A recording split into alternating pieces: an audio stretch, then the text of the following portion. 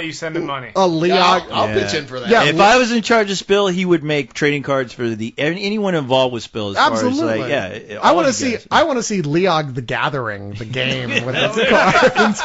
Oh, of course you do. I do. It's bullshit points. You're like, I'm gonna tap this with a cunt spell. Somebody tap the bullshit train. Tap the bullshit train. Exactly. I'm gonna tap 3 asses. And I'm gonna summon Goatsy. Oh shit! I'm gonna lay down the "fuck you, I'm out" card. Right, somebody needs to make this into a game. Yeah. I can't believe it hasn't happened already, quite personally. But he says, first, congrats to Harrison Rubio for pulling off a great April Fool's joke. Somebody who gets it. Lol. Congratulations, you're smart. Yeah. And second, do you guys ever think that a full-on dark and serious version of a Batman TV series could ever be pulled off? And I guess what he's saying based is, on your like, prank. I guess what he's saying, like a Batman in the context of Nolan's Batman. Like, okay, we're not fucking around. We're not talking about animated. We're talking about live action in that type of really serious dark universe, but translated to TV. And I think that's a valid question. I mean, certainly with Smallville, there was a point that they were talking about doing a spin-off or at least a related show that was showing Batman as like a training Batman Begins Batman. Like, well, actually, initially, I think Warner Brothers wanted to do a Batman series, basically based on the young Bruce Wayne, but because of the movies, they said no. That's how they got into the whole Superman Smallville thing. Right. I definitely think it can happen. It can't be on the WB.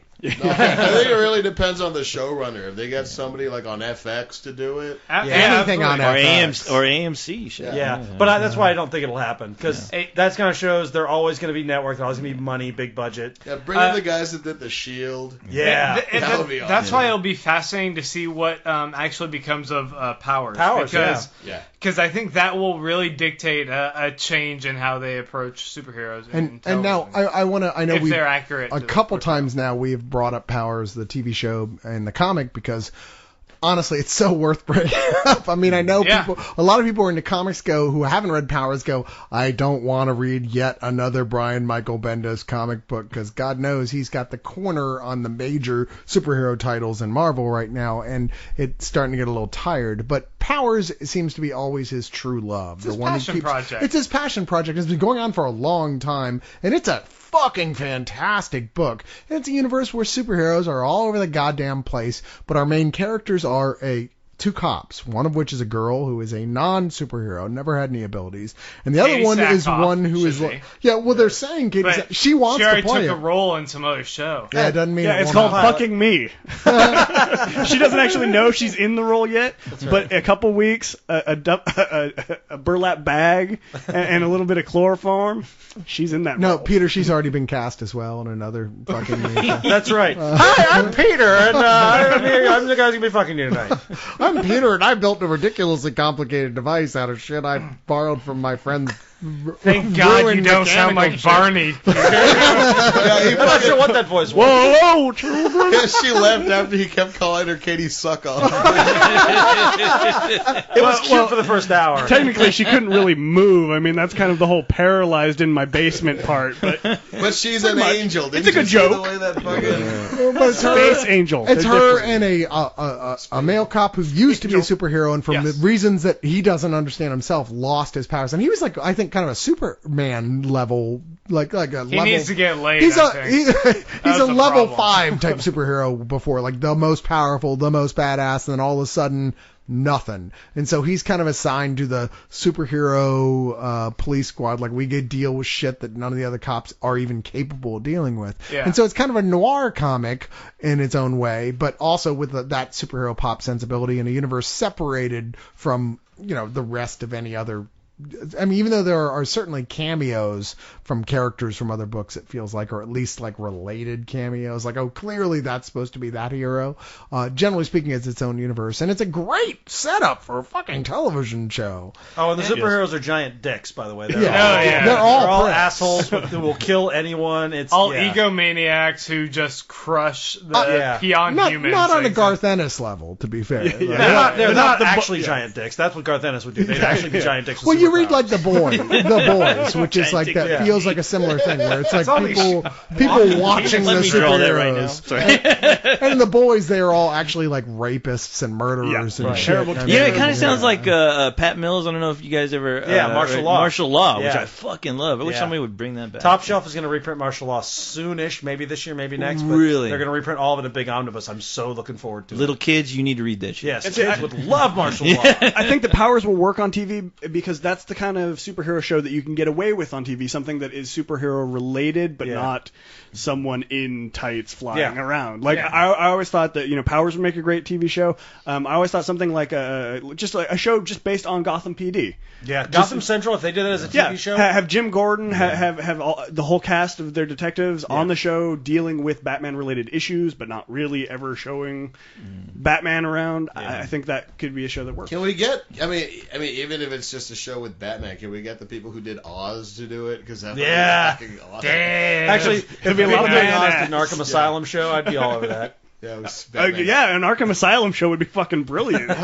Fantastic. I think like setting a whole show around that idea, like here's the main cast members are split between the inmates and the people who were just regular psychologists and doctors and guards who run it. Fuck yeah, man. Yeah. Because we've all wanted to see the Joker rape the Riddler, right? Yes. Yeah. Wait, what? Didn't they do that? Well, that was that fanfic that Randy wrote. Did you not? I'll send you a copy. I'm pretty sure Grant Morrison I'll send you wrote all that copies. in somewhere. The Wizard you will all get copies every day. Randy, no. Anyway, I split the questions here. I handed off some to co-host because I had this huge stack. Because apparently Leon has a system where he goes through and he prints out the stuff that seems even mildly readable, and then he circles keywords. I was like, does he? And I was like, wow, that, or what he's actually pretty clever that he does it that way because he can look through what we're talking about and find segues to go into a question. I was like, I never would have thought of doing it that way. I didn't know if he was circling these to like go back and look in the dictionary to find their meanings, like animated. I was like, I don't know why is he surpassed. He's got his strategy. He's gonna be so mad at me next week. He's like, I can't believe you called out my strategy. But Leon actually gets to ask questions until he falls asleep. He didn't go home because he was tired. He went home because he was tired of answering questions. But you've got one that you found that seemed worthy of. Yeah, it seems like one that we just answered, but it's like, Dear Leog, I always favored the animated format over the live action format. My question to the league is, are there any comics you guys and gals are reading? Grant, are you reading now that you want to see as animated series? If so, are there what? Fuck you. If so, are there any animation studios you want to work on that said series? Hope this made sense in long the league. What the hell did you just read? Who asked that question? Who was this? This badass dragon. Oh, okay. See, dragons can't speak proper English. Yeah, I know. But yeah, I guess, are there any comics out there that you guys want to see turned into an animated series? Yes. Yeah. Okay. Lock and Key. Yeah. They're making a live action. Oh, are they? Yeah. We've talked about this like 4 times. I don't listen to while you've been here. I just listen to you. I just wait to talk when I have something funny. He brings the funny. In fact, just today they put out pictures from the set of it. Oh, sweet. Yeah. Scoop. Well, the guy who played there's John a site Connor, called Rubio. There's a site called Spill. If you go and you look up, I've heard about you'll be able to it. the guy who played John Connor in Terminator 3. Is it Glenn or what's his name? Nick Stahl. Nick Stahl? Yeah, he's one of the main characters. Yeah, the guy from Carnival. Yeah. The yellow bastard himself. Yeah, exactly. I would actually love to see like the guys who did Spider-Man do a really kick-ass Daredevil show. Yeah. I would love to see that. That would be cool. Because I think Daredevil's not going to get a good live-action movie ever. Yes, I turned into Yogi Bear for saying Daredevil would be cool. Daredevil would be cool. Watch that boo boo. I actually really hope that we were talking about this earlier, but Blue Beetle and Booster Gold as an animated series, if they got the right people to do the voices and write it and know that they were writing comedy, but not go too far into just slapstick and goofiness, you could have a seriously awesome show. Imagine if Urbanak went and said, you know what, after Venture Brothers, this is what I'm going to do. I got offered a lot of money to do this as a superhero show. Because DC's like, we don't really care that much what you do with these characters.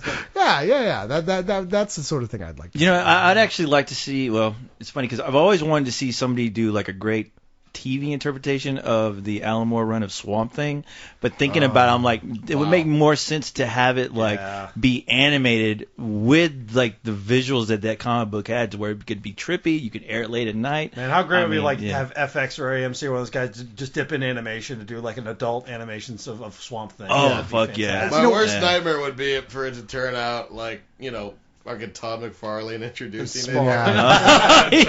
Everybody, this is Todd McFarlane. And I'm going to show you something very dark. And where he films it in Cyrus's basement, where he has all those shitty Halloween ornaments laying around. When the famous moment where they have their like ritualistic marriage between him and his, I forget what's her name. Abby. Yeah, Abby.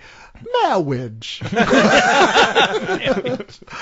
Sweet sour. Yeah, for the record, Alan Moore's Swamp Thing, and I know a lot of people don't even realize this or know this, and I had forgot this, but it is one of the best runs of comic books in history. Yeah. It is. I mean, we're talking like top 10 ever best runs in comic book history. I was telling you the other. I mean, I had the greatest moment, and kids, don't do this at home unless you're a trained professional, but I was smoking a lot of weed, and I read that series. Like, I read about 3 trades of the Alan Moore, and it fucking literally blew my mind. If you read the phone book when you're that high. He had to go to the hospital. Yeah, I did, but his mind was literally wow, you just talk about a whole nother... so many Garcias in this town. Yeah, I know. Oh my god, when it went from A. Abramson to A. Adelson? Oh my god! How does a company start out with 3 A's? That in the Sears catalog. They all know? But I mean, honestly, you talk about a truly great, memorable experience being on a drug, reading something like that. Wow. Yeah, no, it's psychedelic, but it also is like, you don't need to be on drugs to read it. No, you don't.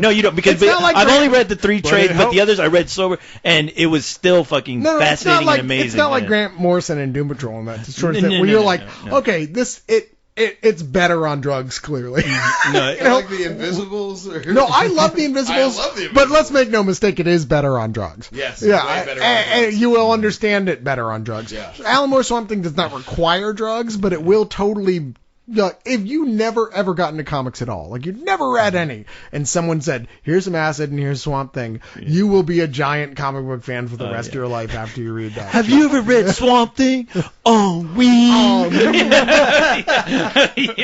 the moment in like book 5, when like they take his wife and like arrest her for acts against nature because she's having sex with a vegetable, basically, and he just says, you know what, Gotham, where she is, fuck that. And he just moves in and just takes over the whole town because he is a god. He just takes over the town to where the point where like they try everything they can think of to fuck with him and nothing works because he's a fucking god. Yeah, and Batman's and finally Batman shows up and just goes, please